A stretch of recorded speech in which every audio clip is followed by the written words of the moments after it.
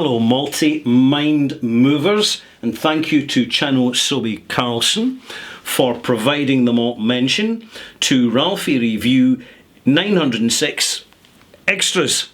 And with these extras here at ralphie.com, which is my channel, rather than discuss a particular bottle of spirits, usually Scotch single malt, and go into some detail and give a malt mark at the end of it, I'm generalising a wee bit more in the extras.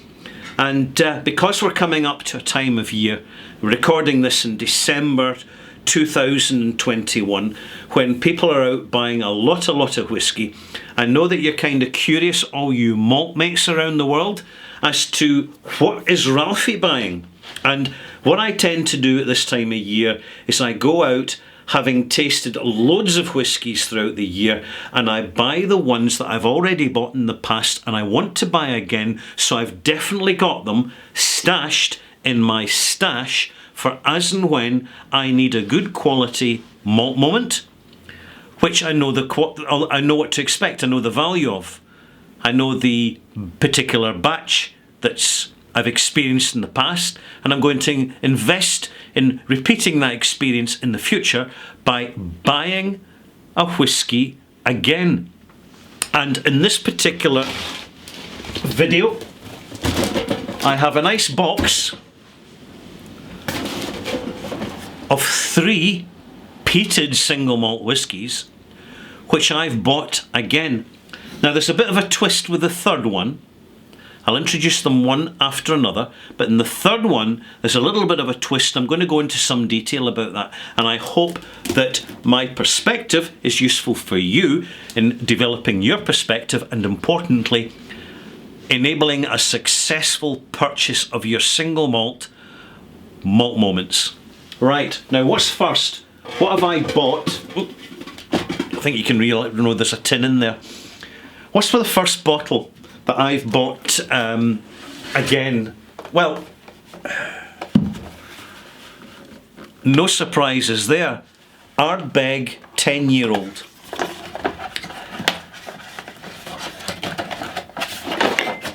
I don't think that it's expensive at the moment for what it is. It is bottled at 46% and it's unchill filtered. And it's self-evident when you pour a glass that caramel colourant hasn't been added. So you have one of the finest of Scotland's peated single malt whiskies, delivered to an integrity standard and at an accessible price. It's not cheap. Of course it's not. Look at the quality. You know the quality. Nobody is going to dispute the quality of this whisky. It's a benchmark for Scotch whisky. And there's a number of times it's been very close to being my whisky of the year. But at the moment, always the bridesmaid and never the bride. But you never know, things may change in the future. And the thing about Ardbeg, if you've got a bit of money to spend, you don't have to spend a fortune for the more expensive older versions or better marketed versions. The Uigeadail's good, still decent, but do you know the standard 10-year-old is virtually as good as it gets. So for every whisky fan who likes the little peaty moment, you gotta have a bottle of this. Ralphie says, enough said. The second bottle I bought this year, Ledaig 10-year-old. Why did I buy this again? Because I reviewed this single malt earlier in the year and I absolutely loved it. Here we go again, malt mates. 46.3% and unchill filtered. Yep. And not 100% sure about the colour. There may be a little bit of colouring added to this. But you're really not going to notice it. It's a delightful non-Islay, peated, heavily peated, single malt moment from a delightful little distillery on Mull, the Isle of Mull, just to the north of Islay. So, just to have these two bottles in your shelf, you can't go wrong. And what's even more, they're very different. They're not just different flavours. Sure, they're both peaty, but they're not dominated and defined by that presence of peat. They have character of which the peatiness is part of the delivery, not the whole thing. Sometimes with a peated whisky, it can be too much peat, a little bit two-dimensional around the peat, particularly when it's young. But with these, the character really comes through. And at these ages, 10-year-old Lechik, 10-year-old Ardbeg, you're getting that full phenolic blast, which has been tempered and mellowed by semi-active and active casks. Both great whiskies, both affordable, both highly Ralphie recommended. And then we're on to our third whisky, our third peated malt moment. Rummage in the box. And here we go. Here's a little bit of a joker's card. Caol Ila, but it's not the standard distillery bottling of Caol Ila. This is one that I'd like to say that I bought this one this year, but in fact I bought this a few years ago. But I've also been buying it this year as well. It's from the independent bottler Signatory, who coincidentally won Best Independent Bottler of the Year 2021 at the Oswes. Go and check out the link below, malt mates, in case you're not aware of what's been going on with the Oswes. Look at that fine, fine colour. See when you see Ralphie smiling sweetly through the bottle? Without it being too sort of brown, you know you've got a wonderful colour of whisky. Wonderful because it's natural. This has been bottled at 46%. This is the 1990 vintage, 16 years old. I bought this in 2007, 2008. I bought this actually quite a number of years ago and put it in my stash to be opened later.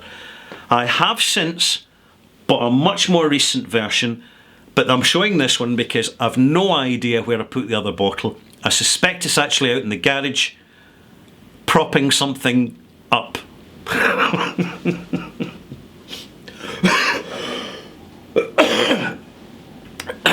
Let me share something with you, malt mates. The standard bottlings, official bottlings, proprietary bottlings of Caol Ila are generally pretty good. You get the peated version, you get the unpeated version, you get the cask version now and again. The standard version of Caol Ila, 12-year-old, is pretty good single malt whisky. But there's a little bit extra to Caol Ila that gains a lot of interest and a lot of respect from the wider global whisky community. And that is the fact that Caol Ila is by far the largest producing distillery on the Isle of Islay. And because of its capacity, you frequently see Caol Ilas pop up as independent bottlings far more often than you will see Ardbegs, Lagavulins, Bowmores and Bruichladdis. Excuse me, tickly throat. I'll be soon sorted with another dram later on this evening.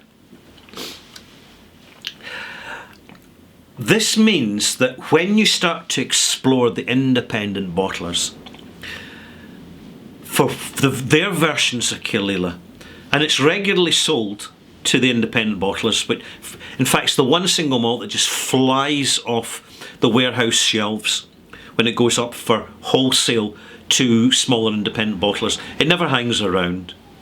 Others like Strathmill, they hang around for months, but not Caol Ila. Every independent bottler wants casks of Caol Ila because they know that as a standard, unaffected, non-finished, general jobbing bottling, particularly at a younger age, It works spectacularly well. And when you get into Caol Ila from the independent bottlers, you get all these 101 permutations on the theme. It's amazing how diverse Caol Ila can be depending on the provenance of either the single casks or the small batches which are bottled by independent bottlers. Now this is an older version. It's a much milder, gentler version of Caol Ila. I know that. But when you've got the bright, fresh, fruity, peaty, firesidey version in your official bottlings, it can make a very refreshing change to have these independent bottlings giving a different, not just a different type of flavour. The flavour's very identifiable. But to give you the Caol Ila in a different mood, sometimes it can be louder if it's in more active casks, or quieter if it's been put into less active, gentler maturing casks. So all these permutations make Caol Ila generally a very reliable choice from the independent bottlers, and that's why I've been buying it again. I had to use this one out of my stash because I still haven't found the one that I bought a couple of months ago. It'll be somewhere. I'll discover it by accident in a few years' time probably and think, oh, come back to Daddy. I hope you find this informative and interesting and useful. Importantly, I want this to be useful to you, because in my position as an online reviewer, you'd think I'm only buying a one bottle of, with all that I review, why would I buy a second bottle of anything? But I do, and I just put it in the shelf and I put it aside for later. And by later I mean it could be next month, or it could be next year, it could be in the next 10 years, or maybe even never at all. What a fantastic legacy for my successors. But there we go. Do you know what, Maltmates? It's just a wonderful journey. And I hope you enjoy this video. If you have, it wouldn't be long now till my Whisky of the Year, so please subscribe if you haven't already subscribed, so you don't miss the moment in all that festive end of year busyness.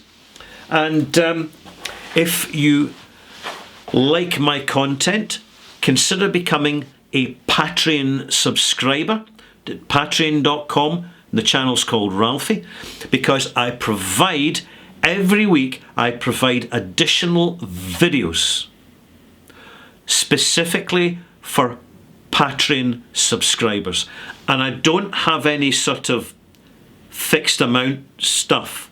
It's really just buy Ralphie a dram, a few dollars, that's all.